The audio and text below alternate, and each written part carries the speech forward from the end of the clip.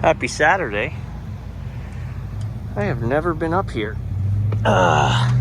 This is a little walk-up ice cream parlor. Said the AC's not working. So here we are.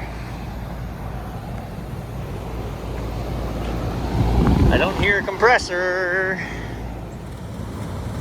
Alright, well I clearly don't have any answers yet, but this is terrible. I guess I'm not hearing my boots, I'm hearing my tennis shoes. They want me to stand in water. Oh boy, look at that guy, huh? But if the contactor was shot, the condensing fan wouldn't be running. So maybe we just got a bad cap and we can't start the compressor. We got a red and green flashing light. I don't know what that's all about. We have a hey.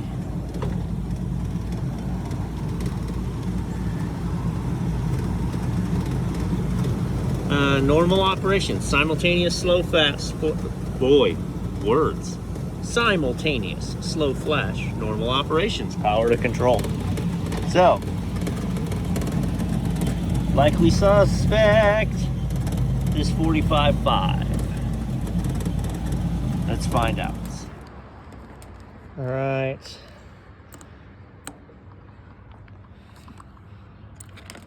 .41. I would think at 41 it would still start. Technically out of spec, right? Technically out of spec, but I would think it would start. Need to get eyes on the physical compressor in there, which is over yonder. All right, she is off on blazing hot. Yowza. So she's been trying to run. Well, that's terrible. Look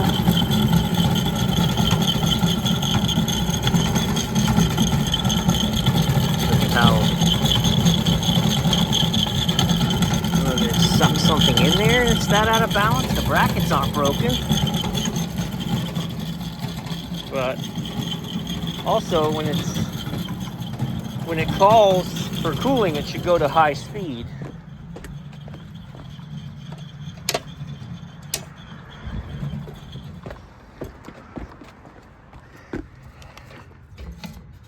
Oh no, she's just done for.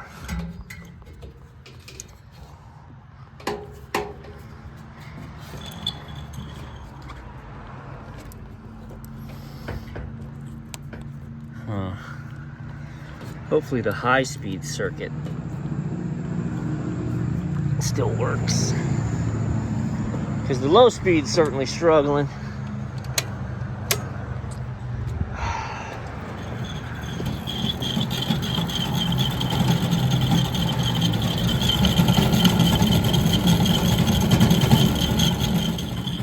Okay, so when I manually push it in, the compressor does start.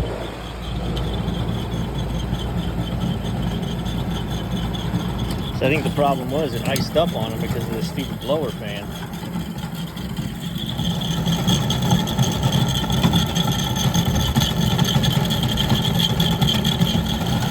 Alright, so the call for cooling just came in. The blower did speed up. That is not okay, man.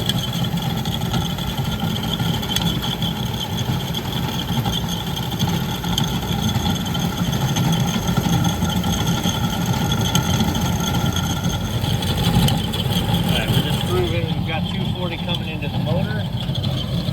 And then the cooling, so this is a multiple speed, right? So it's going to be sending voltage to different circuits.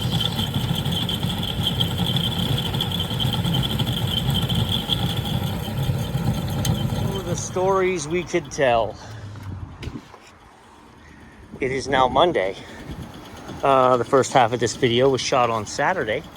Nobody had this exact motor. I offered kind of a temporary fix, and long story short, I do a lot of work for this owner. Great people, we've got great relationships. But because they're great people, they have great relationships. They have great relationships with other folks as well, including the man who installed this unit 5 years ago. So they wanted to be fair to him and ask him to come fix it. Well, they've had no AC all weekend, and now he is allegedly let them know that they need a new unit, that there's a leak and he needs a new unit. With friends like that, huh? Seems like it may be oily right here. So, maybe, listen, could be, absolutely could be, but also they have no AC right now. So, this intelligent, given,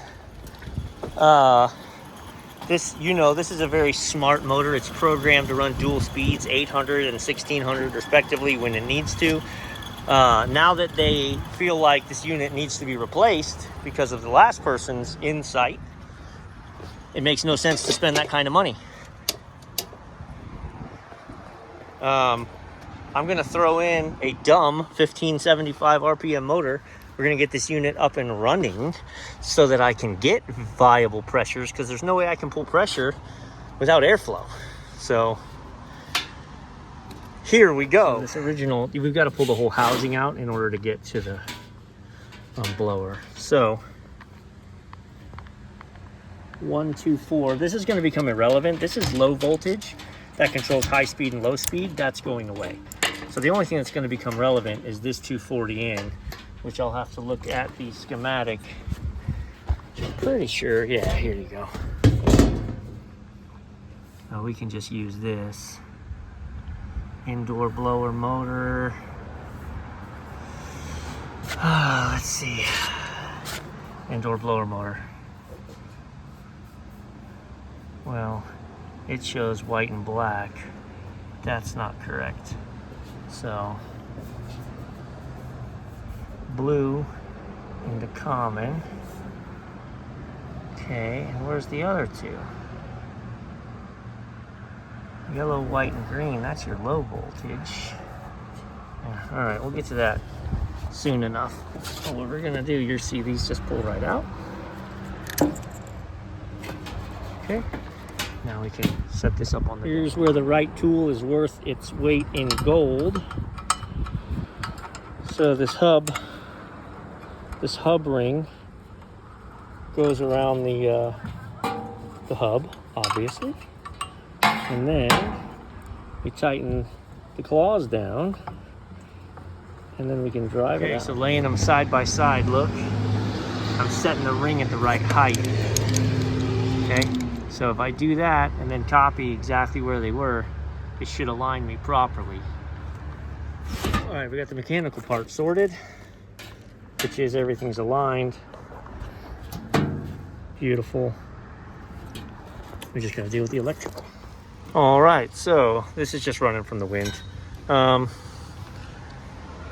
3-speed motor. I have to wire it to the fan to get the the high speed to get the 1500, and that's what we're gonna leave it on. So I'm also just wiring it in because we're not using a low voltage activation. I could put a 24 volt contactor on this. They actually sell a intelligent controller I could put on this. I just need airflow right now so we can triage the unit, verify for the customer it's up, it's running. Having a fan that runs full speed all the time is not going to be a problem here. So we're wired up black and white. We have low and medium capped. Capacitor in the mix that wasn't previously. So when we turn this on, she's either going to blow up or she's going to work.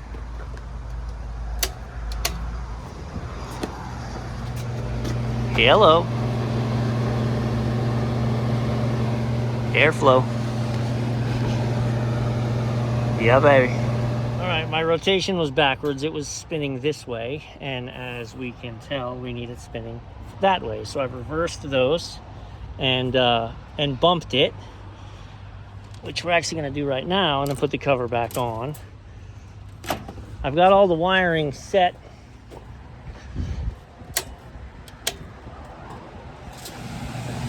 Hey now.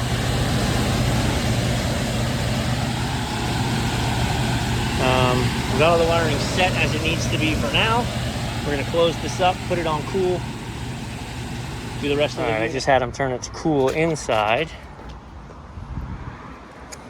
We shall see in a moment.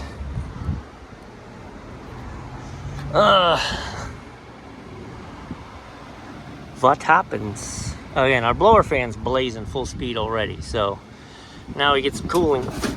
Oh, my umbrella. All right, first to tell you, Aries, it's like an old train unit. I got blind spots of intelligence on this unit, meaning I don't know. What I can tell you is we have 24 volts calling for cooling, and yet we're not cooling. But one of these is the blue wire that I'm wondering doesn't have to be made through the blower motor. So I'll have to check that out. Let's check the schematic and see where we're dying, because we clearly do not have voltage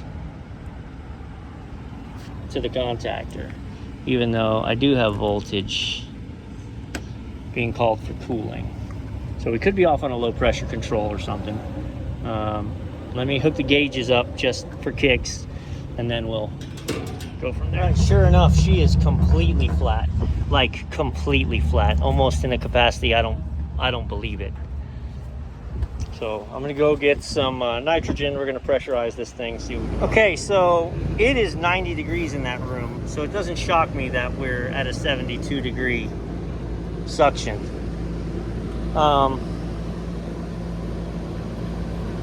Stand by. Sorry, had another technician calling in. We're gonna let this run for a little bit. I can tell you from the inside, it is putting out cool air now. So,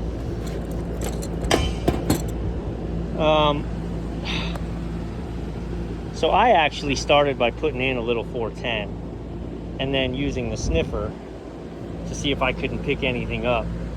And I put a decent amount of pressure on it. I got nothing. So I'm gonna roll the dice with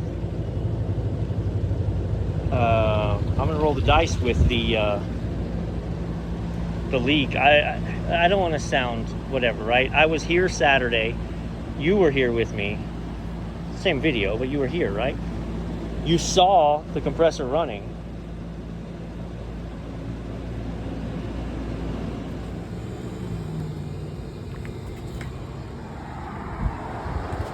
Come on, man. It's like, I don't know, well, whatever. All right. 62 degree output, 84 degree input. That's pretty good. And we're putting out 63 degree air in there. I weighed in the factory charge.